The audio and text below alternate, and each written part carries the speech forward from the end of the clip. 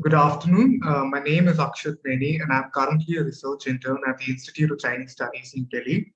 It gives me immense pleasure in extending a warm and humble welcome to all to another edition of the ICS's weekly Wednesday seminar on Japan's Normalcy Conundrum in the post-Abe era.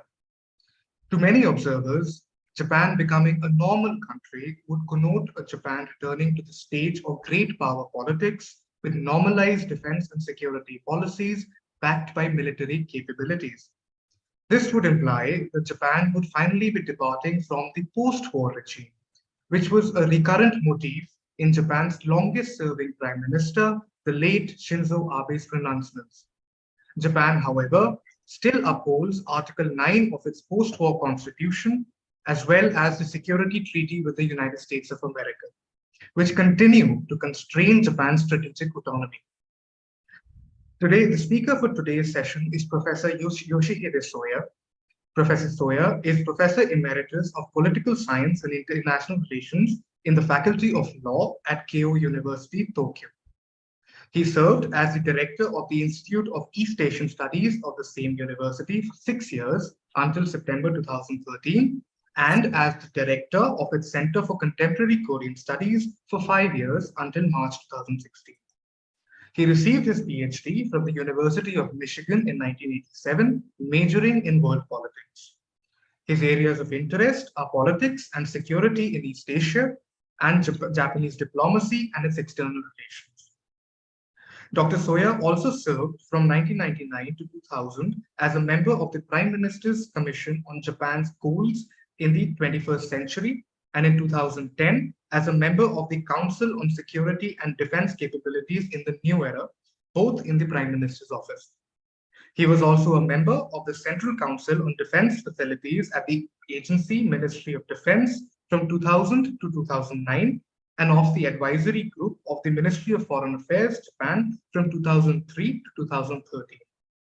His recent publications in English include Middle Power Cooperation in the Indo-Pacific Era in Issues and Studies, Volume 56, and The Rise of China in Asia, Japan at the Nexus in Will China's Rise Be Peaceful? Security, Stability, and Legitimacy. Today's session shall be chaired by Professor Shrabani Roy Chaudhary. Professor Roy Chaudhary is Professor of Japanese Studies at the Center for East Asian Studies, School of International Studies, Jawaharlal Nehru University, New Delhi.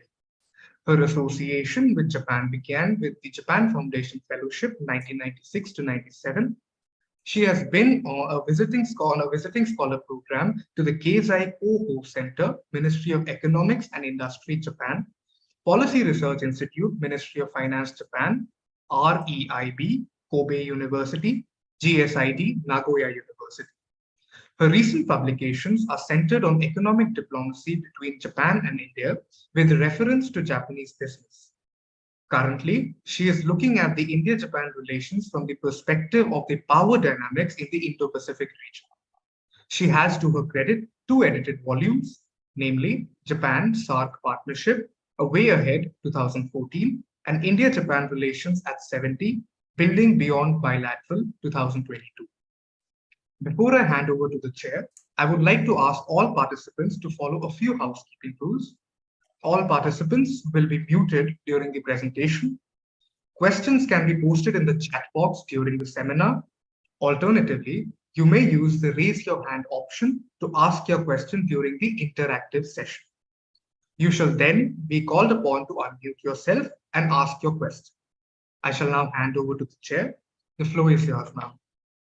Akshat, thank you so much for a kind introduction, and thank you, ICS, for giving me this honor of chairing Professor Soya's session.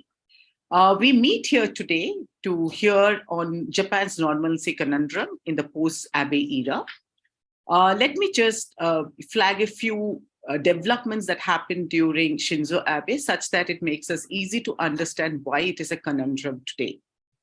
Abe's tenure saw few terms establish itself as a diplomatic nomenclature, namely Free and Open Indo-Pacific, or popularly known as FOI, value-based diplomacy, rule-based order, and these have come to stay in the diplomatic jargons. Abe's reform list in realms of security and strategic concern of Japan includes the establishment of National Security Council, National Security Strategy, State Secrecy Law, 3 principles of defense equipment transfers, revision of the ODA Charter, revision of National Defense Program guidelines, legislation to enable exercising of collective self-defense. US-Japan relations also saw changes, mainly in the defense paradigm. And also, of course, concluding many strategic partnership agreements with Asian countries, one of which is India, which is becoming a pivotal nation for for Japan to ensure a very free and open Indo-Pacific, pulling through the Trans-Pacific Partnership in which USA withdrew, and also pulling through RCEP, working at re-establishing Quad are some areas in which Abe definitely pushed the envelope with respect to gaining a position for Japan in the international community. As many believe, Abe therefore ushered in Japan's return as an autonomous power, supposedly as a state capable of exercising leadership in East Asia. As the longest serving Prime Minister of Japan, it is no doubt that he moved towards a professed normal Japan. It is Professor Soyas points out that in the latest national security policy with respect to Japan is planning to transform itself and become executing various actions which would therefore lead Japan to become more autonomous. On the other hand, it is adhering to the basic policy of maintaining the Article 9's principle. It is this conundrum that we are going to be hearing Professor Soya address, and I'm sure we're going to have an interesting time with you. Sensei, we would like you to present your point of view for, say, another around 40 to 45 minutes, and then we can go in for a Q&A session. Over to you, Sensei. Okay, thank you very much for this, Chaudhary. And also I'd like to thank Mr. My pronunciation may not be correct, but Akshat Main, is that correct? For reaching out to me to invite me to speak to this one of your kind of seminars, weekly seminars. And as you would detect quite easily from my talk, my sort of line of argument may not necessarily be conventional, so to speak, as far as the meaning of the recent, Japanese sort of security policies go, which are, of course, very active and very forward-looking, and there is, I think, a series of sort of positive appraisals about what Japan has achieved under the 8-year term of the late Prime Minister Abe. And of course, I'm not going to deny all of those, but of course, I'm a scholar, so I've long been sort of trying to come up with some analytical perspective to the sort of duality of Japan's identity and Japan's role in the region. And so that's why I think the title Conundrum was given to me. And so I think this is what is expected out of me. And this title is somewhat given by Mr. Akshat Main. And he has read my writings, obviously, in his study, and so I will try to convey my sort of long-held perspective to the analysis of Japanese diplomacy and security policy, and address the recent dramatic sort of shift in Japan's security concept as well as the substance, and. Oops. Yeah, this is what I have given as a summary. So I just read briefly. And to many observers, Japan as a normal country should connote a Japan coming back to the stage of great power politics with normalized defense and security policies backed by military capabilities. This would virtually imply that Japan has finally been departing from the post regime, so to speak. The late Shinzo Abe, the longest-serving prime minister of Japan in history, used to advocate. Japan, however, as introduced at the outset, still maintains the war-renouncing Article 9 of the post-war Constitution and the security treaty with the United States, which continue to constrain Japan's strategic autonomy, somewhat in the true sense of the term. And the National Security Strategy of Japan, just released December last year, says that the strategic guidance and the policies under this strategy will dramatically transform Japan's national security policy after the end of World War II from the aspect of its execution.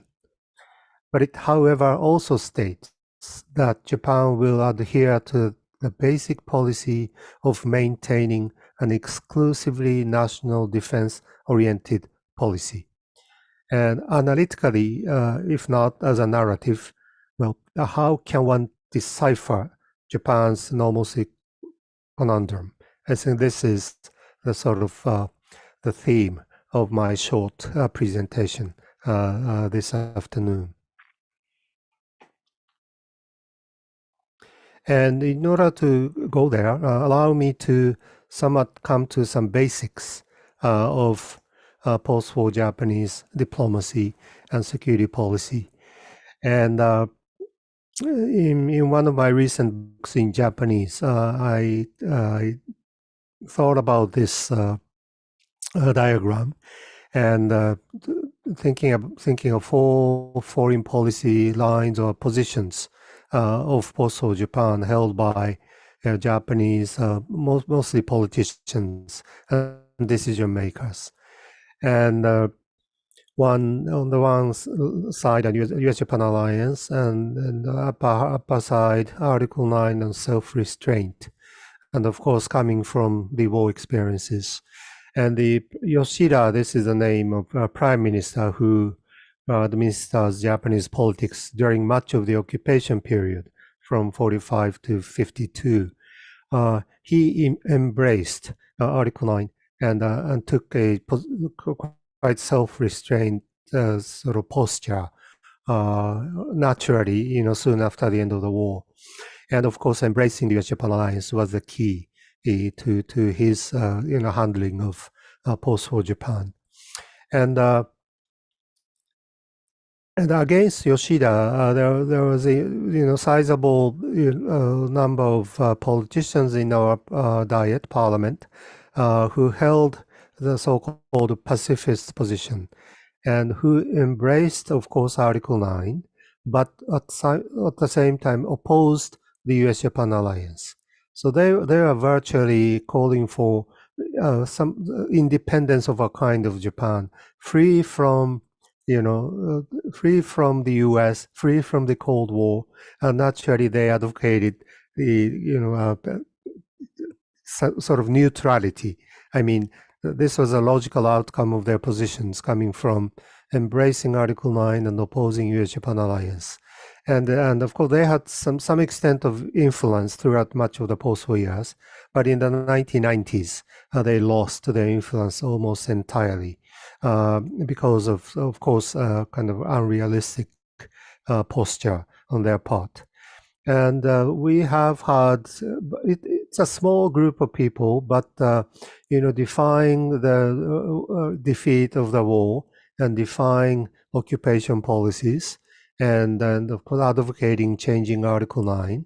And they didn't like dependence on the US either. So this was true sort of autonomous school or independence school. But in Japanese politics and society, they have always been minority. And perhaps ideologically, Abe could be grouped into this, true autonomous school, but he's realistic enough to know that it's not going to work, for the post-war Japan. But he had a very explicit sort of stance as to Article 9 and sort of restraints coming from the war experiences and the occupation reforms by the U.S. and other allied powers. And so he defied the things, but he embraced the U.S.-Japan alliance.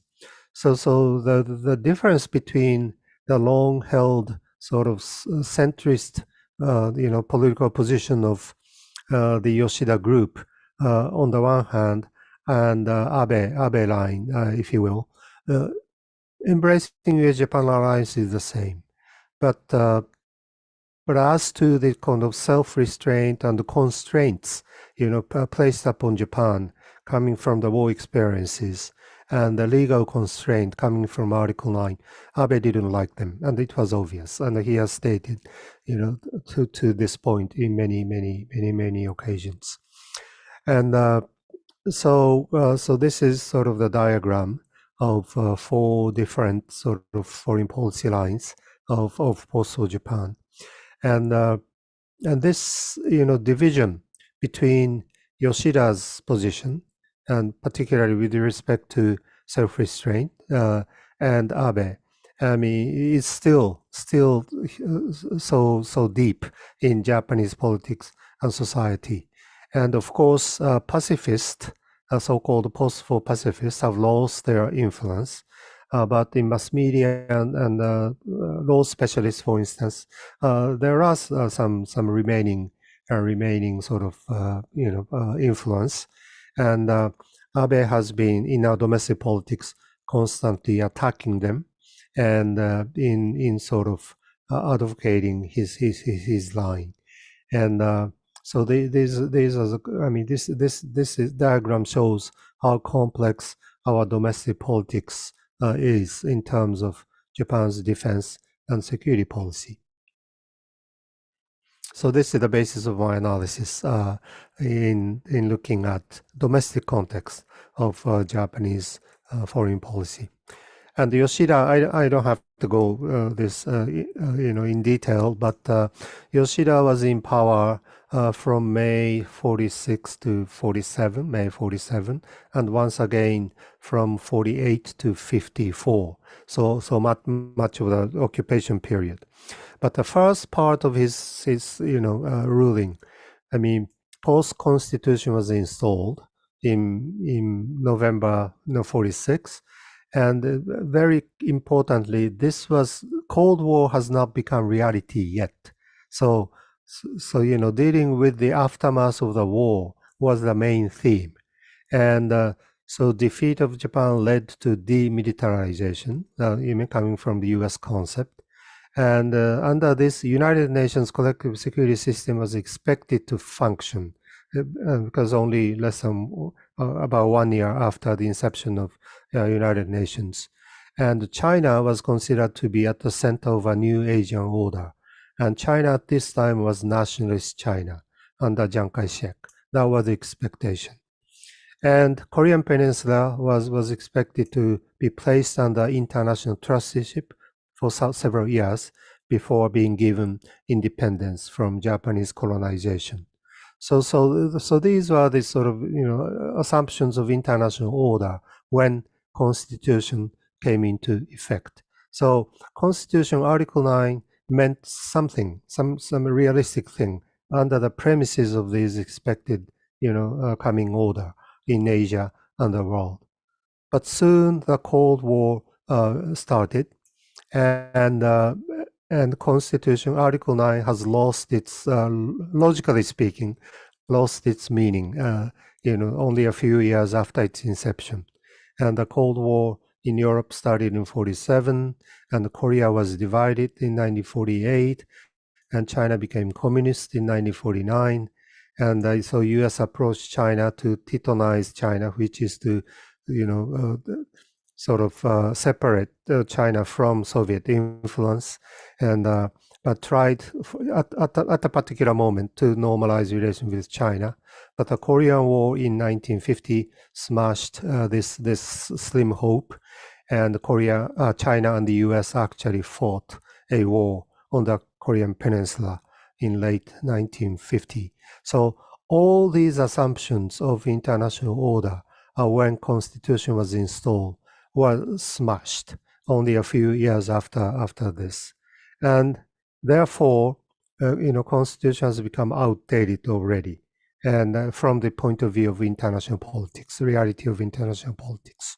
But of course, Constitution has its deep roots in the war of aggression which Japan has conducted. So therefore, the basis of this Constitution was also equally strong, maybe stronger than the basis of reality of the Cold War. So revising Constitution turned out to be impossible for some time to come. Therefore, Japan signed security treaty with the United States to defend itself. And so the point here is post-war Constitution and the US-Japan Security Treaty, which are still the most fundamental premises of Japanese diplomacy and security policy even today, these two wouldn't have been installed at the same time under the same international circumstances. They are the product of entirely different international environment.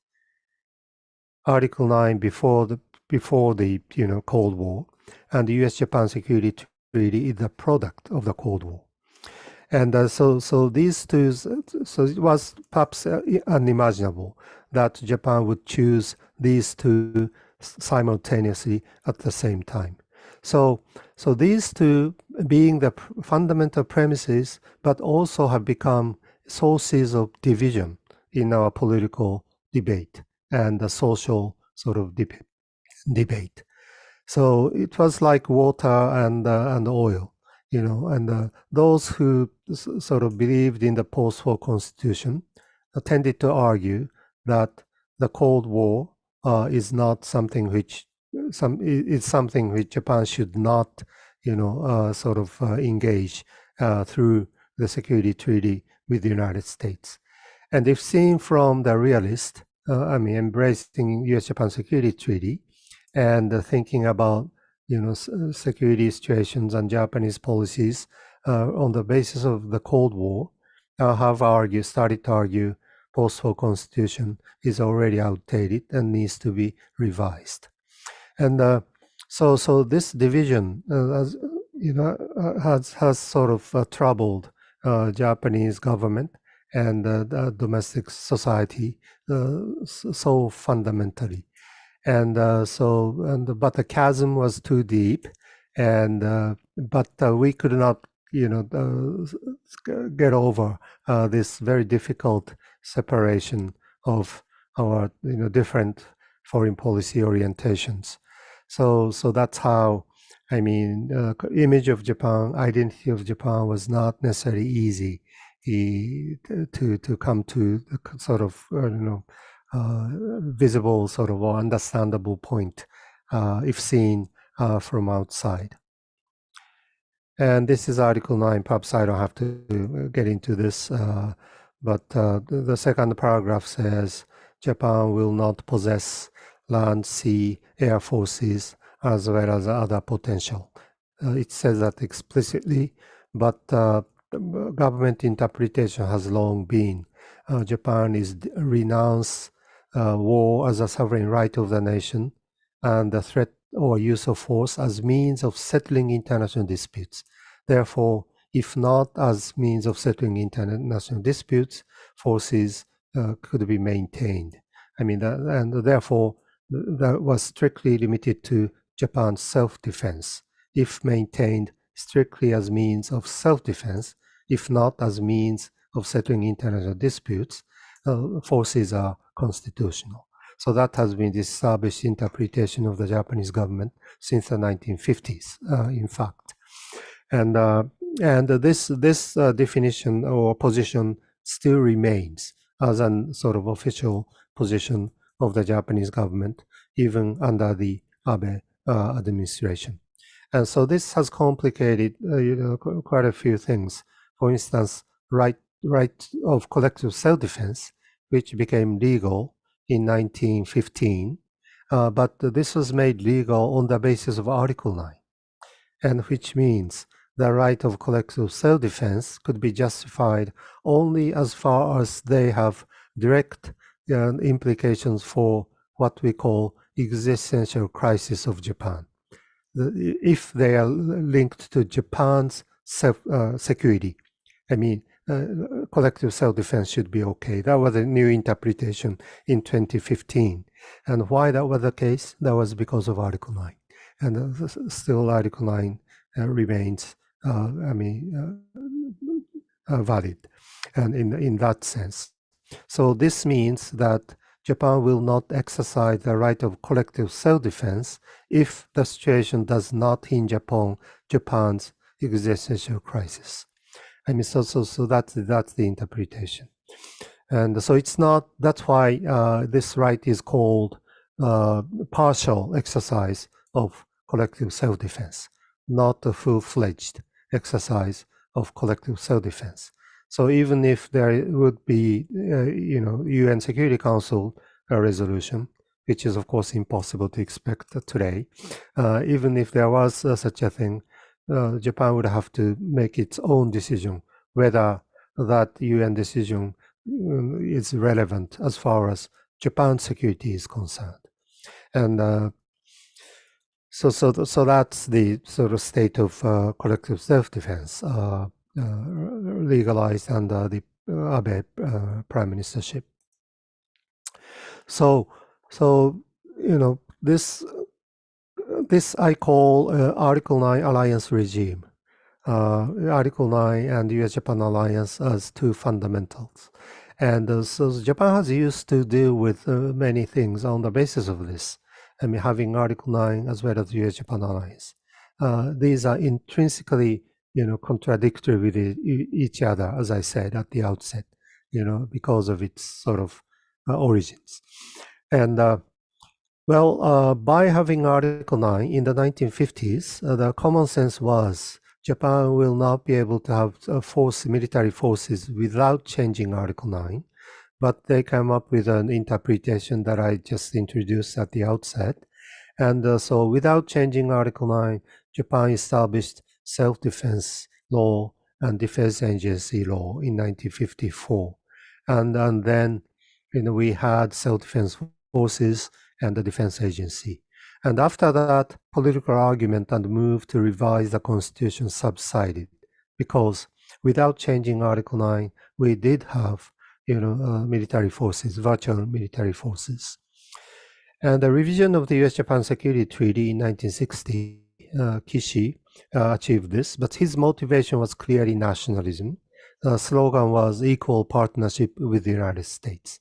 But ironically enough, the alliance setup, original alliance setup, which Yoshida signed in 1951, became even more consolidated and institutionalized because of this, the new sort of security treaty, which is the current security treaty, which regulates military cooperation between Japan and the United States.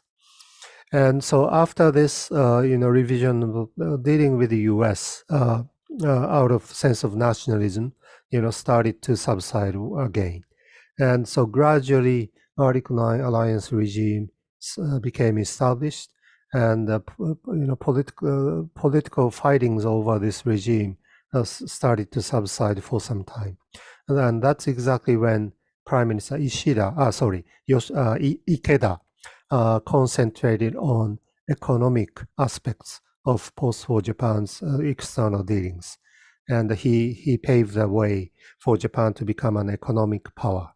And catching over West Germany in the late 1960s, and Japan became already in the late 1960s number 2, economic power in the world.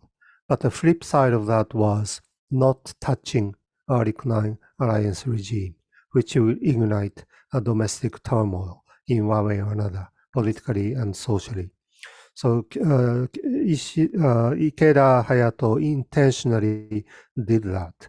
And I think this sort of led to the process whereby a sort of new myth was sort of created, which is Yoshida's original decisions proved to be instrumental to Japan becoming a number 2 economic power. And that's when and how Yoshida's choices outgrow into a doctrine. The term Yoshida doctrine came to be propagated, as Japan became world number 2 economic power.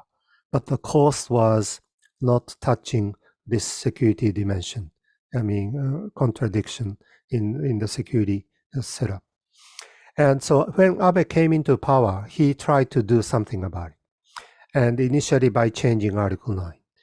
But this task turned out to be very difficult. And so he ended up legalizing collective self-defense without changing Article 9. So after this, conservatives' argument for changing Article 9 for the sake of, Japan to become a military power subsided also, very interestingly. And before his passing, what Abe said was, still changing Article 9 is important, but the purpose is to make self-defense forces sort of acceptable, legally and otherwise, by the Japanese public and internationally. And he even said, by changing Article 9, Japan's security policy will not change, at all from the current state. And so this to me, analytically, this means changing Article 9 was a very important agenda for Abe, from the very start of his political life. And he tried so hard to get 2/3 majority in the Diet in order to carry out this sense of mission, but which turned out to be almost impossible. He couldn't do that even after serving 8 years in politics as prime minister. And so he ended up legalizing collective self-defense, but without changing Article 9. And therefore, this has become a sort of partial exercise of collective self-defense, limited only to the defense of Japan, and not internationally. And of course, without changing Article 9, Japan will have to continue to work with the United States. So it was logical and natural that Abe tried to strengthen the alliance with the United States, even under the President Trump's presidency. And I think he was very realistic in this sense. And the Trump handler, as a Trump handler, I think Abe was so special. I think everybody knows this, and that's exactly because of this sort of constraint which Japan continued to have under the post-war sort of regime. So normalcy thing it has been progressing under all the kind of things which I have just mentioned. And this is my analytical take of what's happening, what has happened under Abe and is happening now, and where legacy of Abe is still very important. Well, if I may, out of that, come to the most recent national security strategy. I don't want to get into details of this, but what concerns me analytically is the sort of concept or paradigm which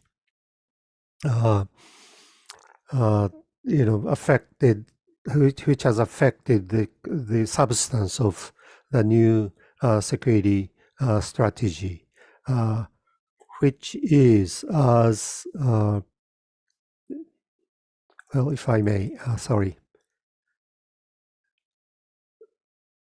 as the document says, dramatically transform Japan's national security policy after the end of World War II. And what is dramatically different is, as far as I'm concerned, once again, as an analysis, it's paradigm or concept. It's almost like a paradigm shift of Japan's security strategy from the post-war sort of regime.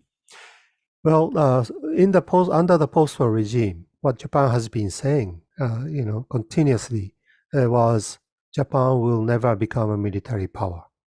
So please rest assured, we're not gonna repeat the past history of military aggression, and we have become a peaceful nation.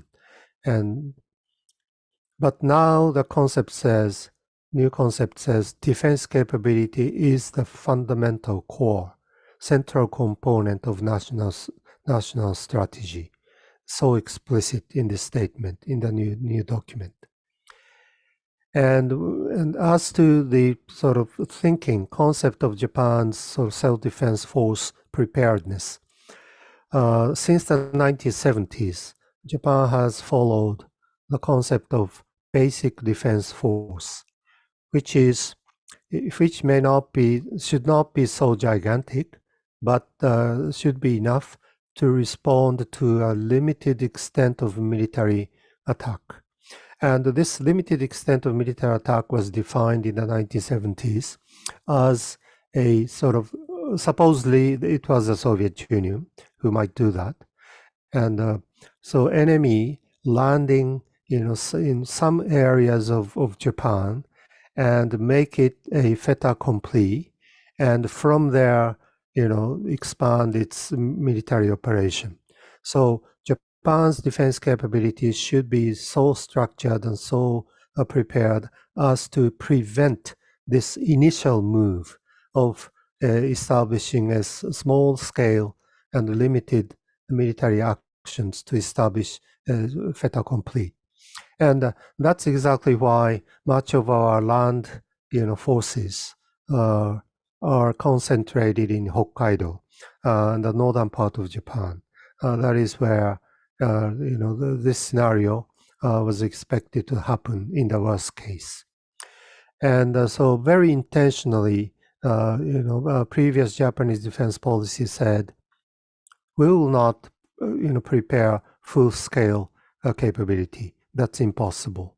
And so anything beyond this will depend on alliance relations with the United States. So how, the Japanese government sort of formalized, the relationship between Japan's self-efforts and the role of the alliance with the United States. And so this has been sort of Japan's basic framework of security defense policy since the 1970s up until recently. But now the new document says defense will go for defense planning to meet the capabilities of potential adversaries. And again, the document says very explicitly, and the intention can change. So we only pay attention to the capabilities of potential adversaries. And accordingly, we will plan our defense capability. Other thinking, this is a thinking of an independent security actor. And of course, the US is doing this, and China is doing this, and maybe Russia may be doing this. I don't know where India is doing this or not. And Japan is now saying, we're going to do this. At least they say this very explicitly in the document. And so this is a concept in which sort of new security strategy is being discussed. And in the post-war regime, Japan has virtually stepped down from the stage of power politics. We don't have independent capability nor preparedness to deal with power politics in the region. This will be taken care of by the US primarily, as well as through the alliance relationship with the United States. This was post-war Japan for many years. But the document shows very keen interest in balance of power and geopolitics in the region and the world. Again, very explicit, but it's a sea change in a way. And lastly, but not least, under the post-war regime, Japan tried to maintain a balanced position between the US and China. And of course, alliance with the US is the key, in a way the key to our defense and security policies. But simultaneously, we try to maintain a sort of good, stable relations with China. And of course, a US-China strategic relationship has provided the overall framework, strategic framework. So we couldn't divert from the fundamental US strategic position, and therefore we didn't have diplomatic relations with China up until 1972, when Nixon Kissinger, ventured into a so-called rapprochement with China. And but even during those years, Japan tried to maintain some sort of relation with China through trade, cultural, and other relations. But after diplomatic relations, I think Japan virtually helped China modernize, and by the slogan that economically prosperous China could be politically stable and beneficial for the region and the world. Now it turned out to be the wrong premise, and that's why many Japanese sort of are arguing our sort of previous engagement with China didn't work. So they have turned the table almost 180 degrees, and they are talking about deterrence against China. That's a national voice right now. And as a result, deep integration with the United States strategy is going on. Japanese national security strategy also explicitly says Japan's strategy should be integral in American overall, China strategy and the regional strategy. And it's really dramatic. And if Japan can actually execute, everything under the new paradigm, it's a sea change. It's a revolutionary change, if you will. But of course, these things are not happening in substance necessarily. I think that's the sort of essence of conundrum today. I would argue, and if you read this document, I can see why America is very happy. U.S. strategic thinkers are happy. Now Japan is doing what Japan used to refuse, against the United States. U.S. was trying so hard to Japan think like the current, security document, and try to do as much as possible to help the U.S., coming up with the sort of China strategy and the Indo-Pacific strategy today. But now Japan is doing this spontaneously and under the new concept, the new security concept. And so there is no reason why U.S. shouldn't be unhappy.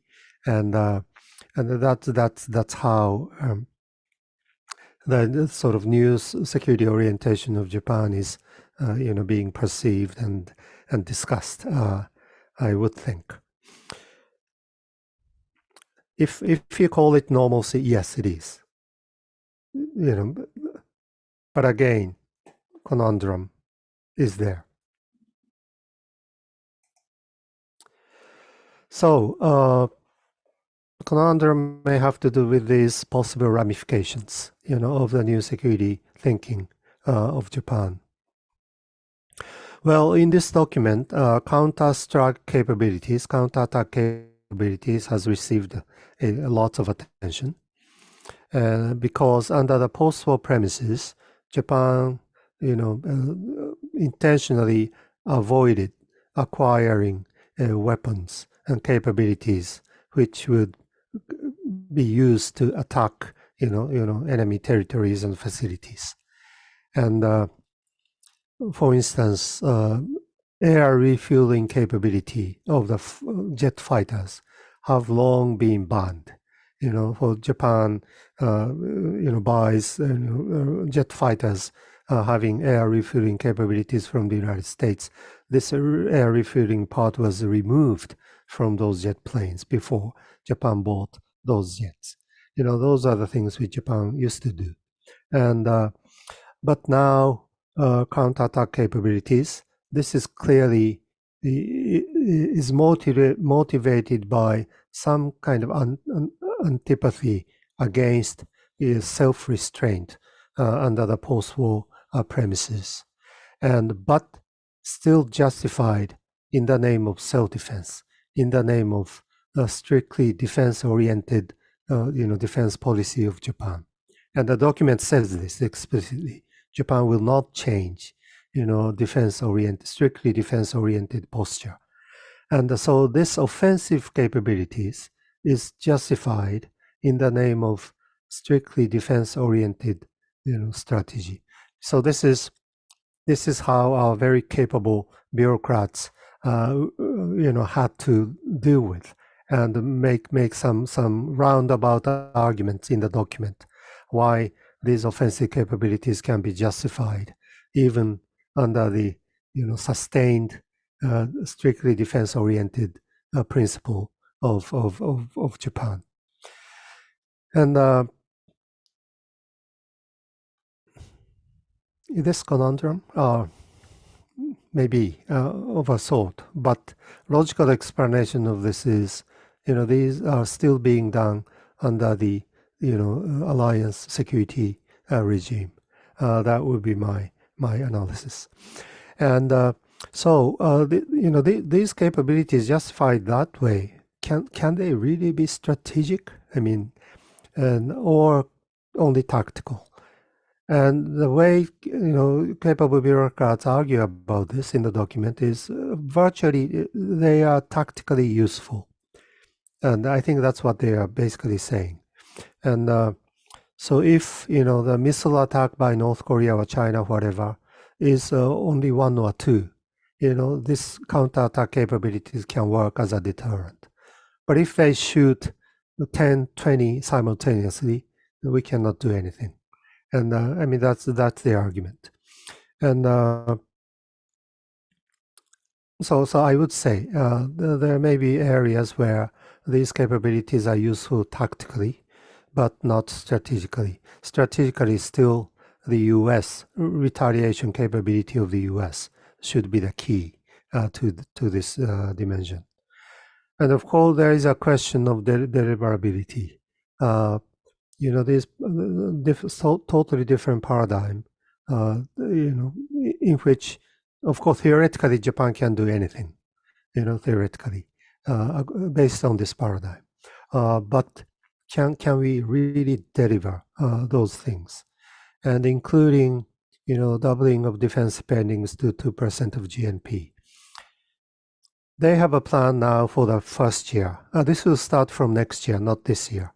Kishida sort of prolonged the beginning of this, and the expectation is to increase to 2% level in 5 years. So it's a virtually 5-year plan. And they have a first-year plan now, and are doing all kinds of tricks about our budget. And whether this can be repeated in the same second year, there is a huge doubt. I think it's that by almost anybody, this is obvious. So continuing this process is not easy. And so now people talk about Japanese security policies based on the assumption that Japan would actually increase its defense budget to 2%. And if it happens, of course, it's a huge change, of course. But there is a huge question, realistically speaking, whether this is actually deliverable. And there is a question of autonomy versus dependence. And normal country Japan would imply Japan's dependence is increasing. But many things which are now being conducted under the name of becoming, or under the trend of Japan becoming normal, dependence on the US is increasing. And strategy is being integrated with that of the United States. And so as a result of aspiring for normalcy or for independence, strategic independence in thinking, actually Japan's dependence on the US is increasing.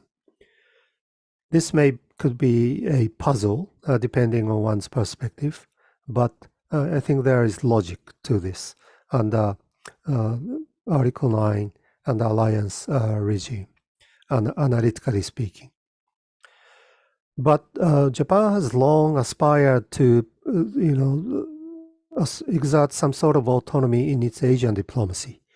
Alliance with the US is one thing, but working with other Asian countries is another thing, including China and Korea. I mean, that has been the tradition of Japanese approach throughout much of the post-war years.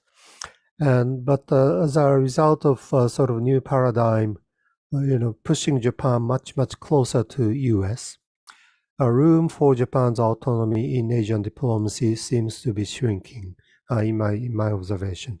Or Asian diplomacy is becoming part of a larger sort of strategic orientation and under the new sort of paradigm, which is based on working with the United States. And I think this part, the role of US is important, very generally speaking, for all the Asian countries. But I think there is some extent of resistance to depending too much on the United States. And Southeast Asians have long been saying, we don't want to be pushed into the situation to choose between China and the United States. But Japan has virtually and clearly chosen the United States. And so this somewhat hinders the autonomy and flexibility on the part of Japan to work with other Asian neighbors. And I would argue with India as well, but I'm very much keen and interested in hearing Indian voices in this respect. And lastly, impact on regional security. Now, Japanese voice is almost unanimous in talking about the importance of deterrence. And there is no question deterrence is important, even to me, of course, looking at China. I think China becoming a strong nation in a way was expected. But now they may have whole kinds of other problems. So future of China may be very much precarious. But as a result, China becoming somewhat stronger than before, and maybe the strongest in the region, totally, as a comprehensive national power. I mean, China needs to behave, and we cannot leave the region. So we have to continue to live with China. But we want China to behave. China becoming strong, that's okay. So deterrence, I think, is a response to concerns about China, of course. And but this is virtually a double-edged sword. I mean, security dilemma is often talked about. And what we do in the name of deterrence, particularly over Taiwan Strait. I talk about Taiwan contingency, that's the next issue. But particularly over Taiwan, in the name of defending Taiwan or defending status quo from Chinese aggression, and if we increase our deterrence efforts, I mean, this would, increase pressures on the part of Beijing, particularly Xi Jinping, and including Japan's 5-year plan to double its defense spending. So Xi Jinping may believe the time may not be on his side as the current sort of process of increasing deterrence continues, which may inspire or which may sort of misguide Xi Jinping about his decision. That is, earlier the better. And Taiwan issue is becoming increasingly internationalized. Everybody's paying attention to it, including many Europeans, and Japan welcomes it. And Japan is sort of, constructing such international sort of coalition in all dimensions. And again, internationalization of Taiwan issue is the last thing which Beijing wants. And Beijing has been saying it's a domestic issue.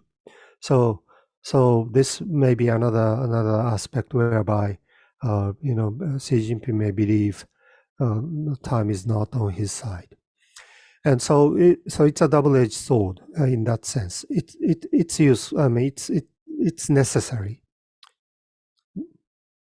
but it has the other dimension. But of course, the bottom line here is how to prevent a Taiwan contingency. And so the point here is, if deterrence becomes dominant and overwhelming as an argument, as a policy preparedness, and means to prepare contingency, things may not necessarily be positive. I mean, so there should be alternative ways to deal with this sort of possible Taiwan scenario, and which is essentially to prevent the Taiwan contingency, which is essentially to maintain the status quo. I think the objective of Taiwan situation, Taiwan strategy, should be to maintain the status quo. And of course, advocates of deterrence actually say the purpose of deterrence is to maintain status quo. I mean, to prevent China from disturbing the status quo. And but it's a double-edged sword, and so there should be other approaches and means to sort of work on this issue and the status quo issue, and so it should be a somewhat a comprehensive approach. And so maybe Indo-Pacific strategy or whatever. I mean, Japan's regional strategy should have this in mind very obviously, and our focus should be a bit broadened, and sort of confirming the conventional wisdom about Japan's normalcy. And conventional wisdom about Japan's normalcy may not help to sort of make Japan's approach more comprehensive and more virtually realistic from a long-term point of view. Well, lastly, sorry, I spoke. Yeah. Well, about 40 minutes. So that should be about okay, I hope. Lastly, in terms of power, I mean, this is the famous Law Institute Asia Power Index, the most recent one.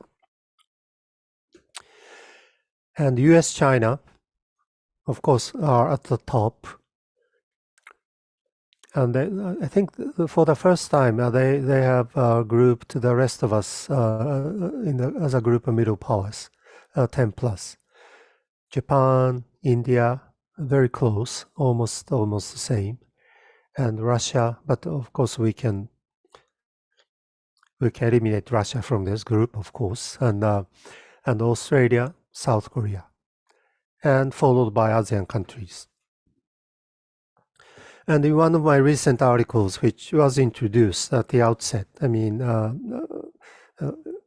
Middle Power Cooperation in the Indo-Pacific Age, published by Issues and Studies, I made the argument of middle power quad. And middle power quad are exactly these top 4 middle powers in this power index: Japan, India, Australia, South Korea. In a way, this is an indirect strategy to bring South Korea into a kind of broader context beyond the Korean Peninsula, and sort of reconceptualize close ties between Japan and South Korea for regional, strategy and regional stability and prosperity. And now Japan, Australia, India are members of Quad, right? And so Quad, for many Japanese, Quad is US-Japan alliance plus India and Australia. But to me, from this realistic sort of distribution of power, quote should be reconceptualized as India, Japan, Australia, plus the United States. And if we do this, I think making overture to South Korea, to invite South Korea in the grouping, should become easier, which is the group which South Korea would join is a group of India, Japan, Australia. So this is the middle power quad that I conceptualized as a new sort of form of mini-lateralism in the Indo-Pacific region. And from here, we can talk about many realistic agenda of the region, including our strategy with China and our strategy with the United States as well. And this is the middle power networking, which I have long advocated since almost late 1990s and the beginning of the 21st century, which naturally is not popular for those Japanese who are thinking about Japanese strategy from the new paradigm that I have just introduced. And so my approach is still based on the post-war paradigm of Japan. And I receive questions from time to time from people outside of Japan, who are supportive of my middle power argument conceptually. I understand your argument, but Japanese are the hardest guys to accept this. Why? And that's, I get this kind of question very often. And the reason being this, paradigm shifting concept, I would think. Concept of Japan as a middle power or Japan's middle power strategy does not exist, conceptually and otherwise, in this new sort of concept or new paradigm, which guides our new national security strategy. And this is virtually a legacy of Abe. And so this is very close to Abe's thinking. But Abe was realistic enough to know that substance of Japan's actual policies cannot be entirely guided by this concept. So from time to time, he turned out to be very realistic in approaching outside countries and raising Japanese agenda. So sorry, I may have gone a bit beyond my time, but I will finish here, and I look forward to your insights and discussions. Thank you very much. Thank you. And it's been interesting, and that's why I think overstepping time, but we can surely have a lot of questions. There are few in the chat box. I'm sure more people are willing to ask you because you have opened doors for a new set of discussions that can originate from the kind of narrative that you're trying to build. May I ask one I have in the chat box already. Sugandha Tandon, can you introduce yourself and ask the question, please? Good afternoon. I'm a research assistant at Institute of Chinese Studies. My question is, under Abe Shinzo, there has been a focus on reorienting Japanese security culture on East Asia and in the world by extension. Would you say that Abe and Prime Minister Kishida's policy line with respect to Taiwan's defense, which of course has influence on Japan's security, can be seen as an overture towards bringing normalcy in terms of Japanese contribution to regional security? Professor Soya, you have the question on the chat box also. You can probably listen, see it, because she was not so easily audible. The voice was not transmitted very clearly, but the question was possible Japanese action on Taiwan contingency. Was that the question? No, if you look into the chat box, is it possible? Yep. It says, the entire exercise is it because, you're using the Taiwan's defense as a way of trying to ensure that you bring normalcy into your Japanese security and therefore contribute.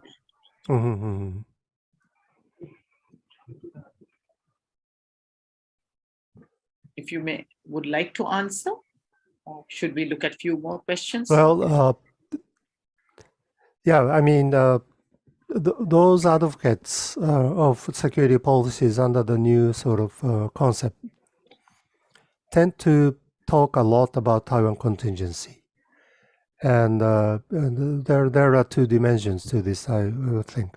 One is, yes, to sort of justify their kind of orientations toward normalcy by raising the profile of a Taiwan scenario. And so politically, this is very important, and maybe this has been working to some extent in convincing the Japanese public about the new security orientation. But the other dimension, more so substantial aspect, has to do with what Japan can actually do, and what Japan would supposing the Taiwan contingency erupts. What Japan would do under the current circumstances, of course, to help U.S. logistically in the providing so-called rear area support, and including the use of military facilities in Japan. I think Japan would go at least that far. But the actual involvement in fighting, I think it's unimaginable under the current circumstances, because we have legalized collective self-defense, and theoretically, if the government makes a decision that Taiwan contingency is an existential crisis for Japan, Japan can exercise its military power together with the United States in the name of collective self-defense. Legally, it's possible, but actually, there is no serious preparation on the grounds on the part of our self-defense forces with respect to procurement of equipment, as well as sort of scenario exercises, and so that I think that will be the case for as far as the Taiwan contingency is concerned. Did I answer the question? Do you think? Yes, I think so, Sensei. Yeah. We have Yukta Panwar. Are you audible, or should I read out from the chat box itself for others' convenience? Yeah. Yes, ma'am. Can you hear me? Yeah, we can. Could you quickly, briefly ask the question rather than the long question that you've asked on the chat box? Sure, ma'am. Good evening. My name is Yukti Pawar. I'm a research intern in ICS. So my question was regarding the recent engagement between Japan and South Korea, and now US actually wanted to have a trilateral engagement with Japan and South Korea with vis-a-vis the East Asia geopolitics and Indo-Pacific. So I just wanted to ask your perspective in terms of that, how this shift in Japanese security policy has kind of enabling this vision, and it can happen actually it's just an imagination. Thank you. Well, if the point is about actual military cooperation, effective military cooperation, that is an imaginary, I would think. But from the U.S. point of view, mending Japan-Korea relations is very much important, because from the U.S. point of view, there are forces in South Korea and forces in Japan are in a way set from a regional point of view. And forces in South Korea essentially for Korean Peninsula security, but the U.S. forces in Japan are also integral part of the overall strategic, approach to the security of Korea for the U.S. And so from the U.S. point of view, I mean, in a recent conference, one former diplomat of America said, we have to say the same thing to South Korea and Japan separately if the relationship is not good. But if this trilateral forum is is reestablished. I mean, we can just say the same thing to both of them at the same time. And so this is a virtue of this trilateralism for the U.S. And for Japan and South Korea as well. I mean, at least having political communications and between the two. This is critically important. And the flip side is, of course, the virtual lack of it, which has been the case for several years before, and which would mean that Japan and South Korea cannot even talk, in necessary situations. And so having a sort of regularized, dialogue and the communications among the three by establishing this trilateral framework, I think that's what is happening, and I think what is being expected. And of course, Japan, Korea cooperating even militarily. I mean, logically speaking, there is no reason why that cannot happen. And but we all know, difficulties about this.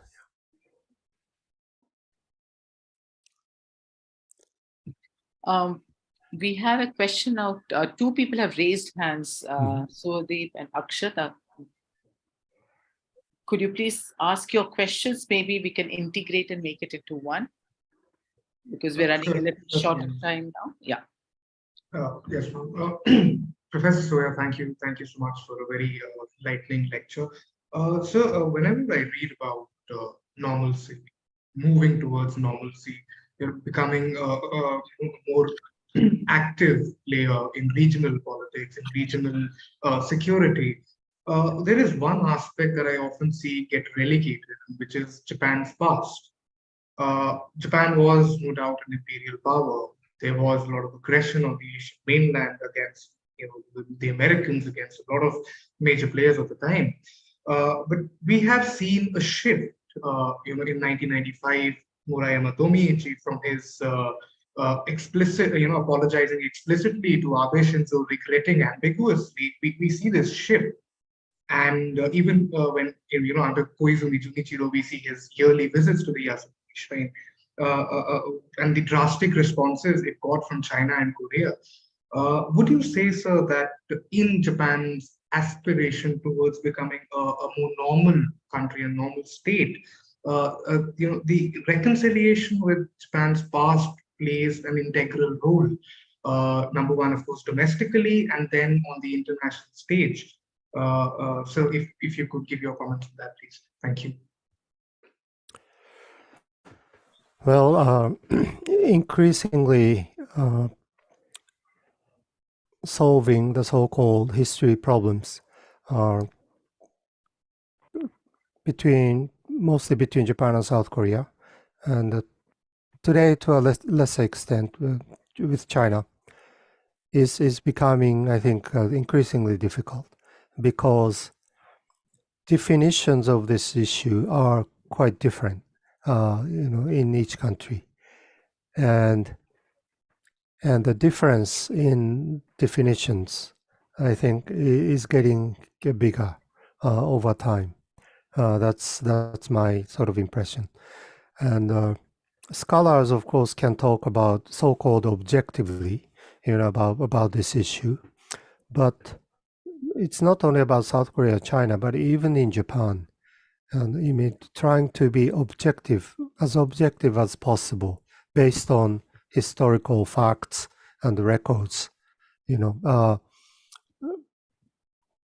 Of course, as a result of sincere kind of dedicated research, uttering findings of this purely academic, research sound objectional. I mean, to the sort of mainstream sort of way of thinking about this issue, and talking about, for instance,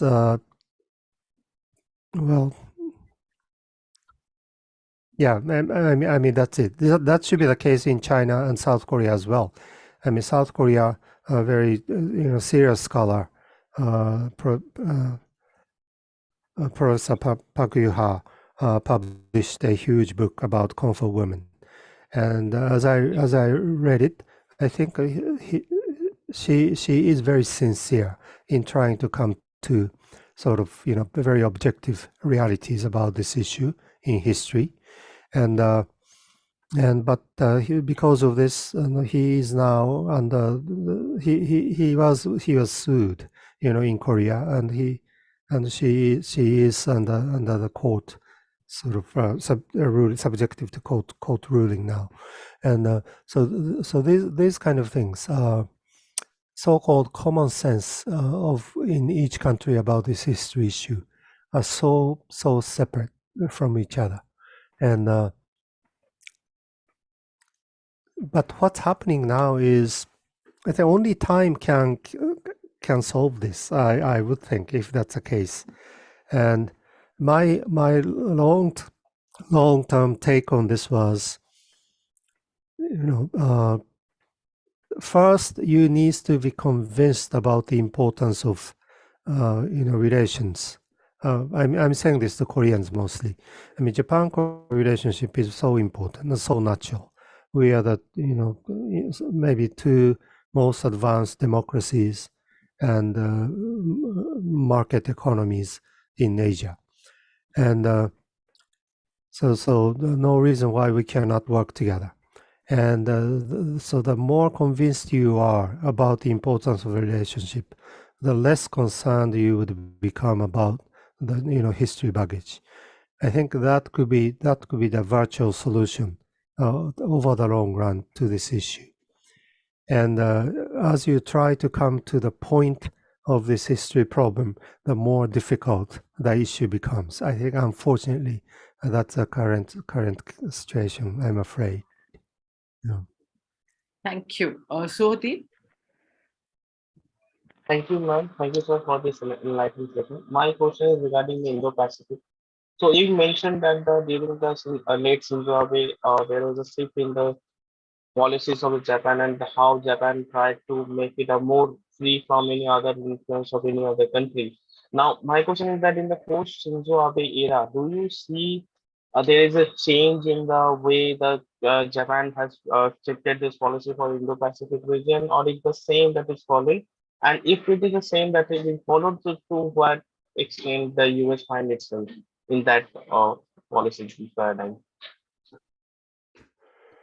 I mean, to change from what? In the pre and post Shinzo Abe era, like at the time. Yeah. Do you see any change in how the Indo-Pacific framework is being developed during the Abe to the post-Abe, right, Suhadip? Yeah. Or in the Abe period or post-Abe? Post-Abe period. What kind of a change do you see? Okay. Maybe even during the Abe period, there was significant change. I think the Indo-Pacific, Australians are saying that they created this concept, and to some extent that is true, because they have two oceans. They are facing two oceans, Pacific and the Indian Ocean. And so they have begun to talk about Indo-Pacific on their own terms. But as far as Japan is concerned, of course, the important aspect of this was the invitation of India to join Japan and others in thinking about what used to be called the Asia-Pacific region, and Abe's intention of bringing India in was, of course, China's strategy, and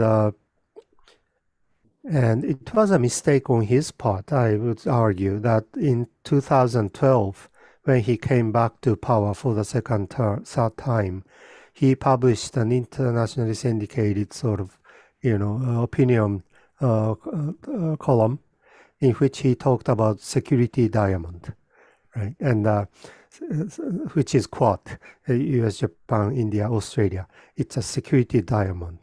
And now the South Pacific is now becoming the Sea of China, or Lake Lake Beijing or something he called it, and so this sort of anti-China strategic orientation was very explicit in the very initial start of his second term, and I think which gave a huge impact upon observers in understanding Abe's idea of the Indo-Pacific, and but gradually, I mean, this has changed in my view, and from both his actual policy and substance of this Quad. And Abe's policy, I mean, starting from 2018, in 2018, Abe visited China for the first time in the last some years as a Japan's prime minister, and he invited Xi Jinping to come to Tokyo, in 2020, in fact. But the COVID so disrupted this process entirely. And at that time, Japanese government began to say Indo-Pacific strategy should more properly be called Indo-Pacific Initiative, as you may recall, and stopped using the term strategy because strategy implies China strategy. And Abe even talked about, talked with the Chinese leaders that Indo-Pacific concept and initiative and Chinese Belt and Road initiatives are not necessarily mutually exclusive. There should be areas where Japan and China can work together. And so, diplomatically, Abe also tried to have a somewhat different approach to China, and using the term Indo-Pacific Initiative. And also, if you read, statements coming from ministerial meetings or even summit meetings among the Quad leaders, I mean, if you read statements, explicit deterrent policy or measures against China are virtually non-existent. It starts with global issues, global warming and energy problems, and economic problems, right? And supply chains and so forth. And so it's summit statements or Quad meetings now are essentially talking about building new regional order, and in the region. And of course, which purpose is to make it stable, robust enough so that China cannot disrupt it. And so there are, of course, China elements there, but it's not necessarily sort of direct confrontational, security-specific approach. It's more a broad, regional, strategic approach. I think that's what the substance of Indo-Pacific. And so from the sort of security-oriented security diamond kind of concept to this much broader sort of regional comprehensive policy, I think that's the direction of change which this Indo-Pacific concept has followed. Thank you. We take it as a last question, quite a question that would probably look at the entire concept itself of how Japan would emerge. It's in the chat box for you. That is Kiran Khan Koje, who talks about that what could it take for Japan to emerge out of America's shadow and become an independent power. It also questions the whole concept of whether it is actually enmeshing itself into US system. And if at all, does the Third World War require or Taiwan's expansion will trigger this move? So if you could briefly do, we are actually running short of time.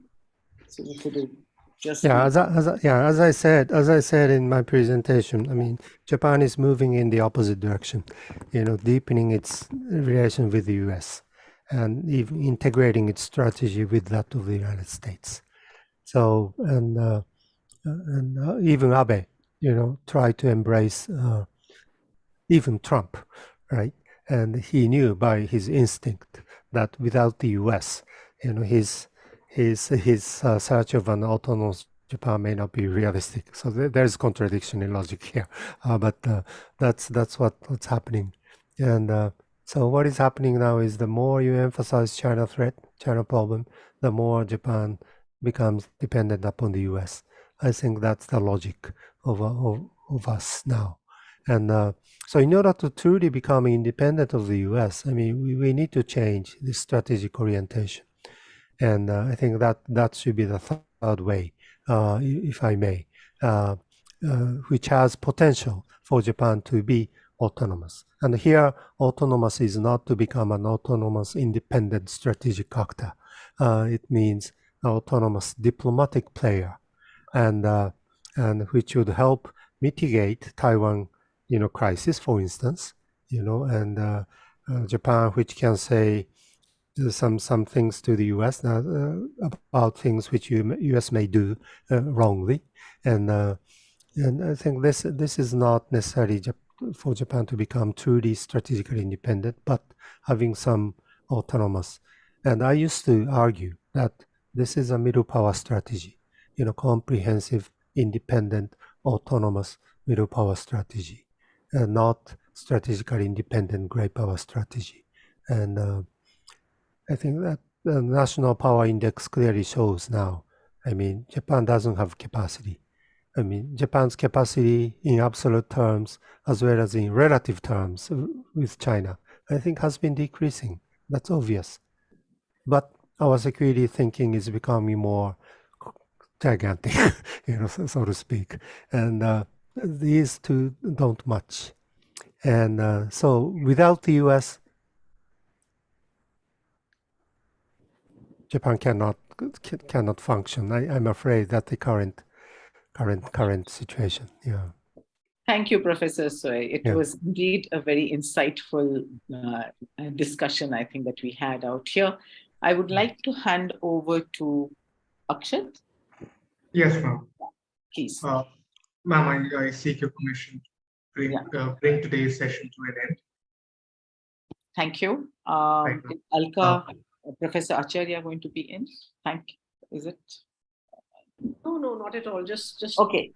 Thanks for my part, but Akshat can now wrap things up. Thank you, Professor Soy. Thank you. Thank you. Thank you very much for your interest in this. Yeah. With this, we come to an end to today's session. We thank Professor Soya and Professor Roy Chaudhary for gracing today's session with their presence and for giving us their precious time. The video of today's discussion shall be available on the ICS's YouTube platform. We would like to also welcome all of you to the next Wednesday seminar titled China in Soviet-Lithuanian Children's Periodicals. The speaker for the upcoming seminar will be Dr. Karina Simonson, a postdoctoral fellow at Vilnius Academy of Arts. At the ICS, we conduct seminars every Wednesday, and information regarding the same is available on the ICS website. You may also subscribe to our newsletter for regular updates. Thank you so much.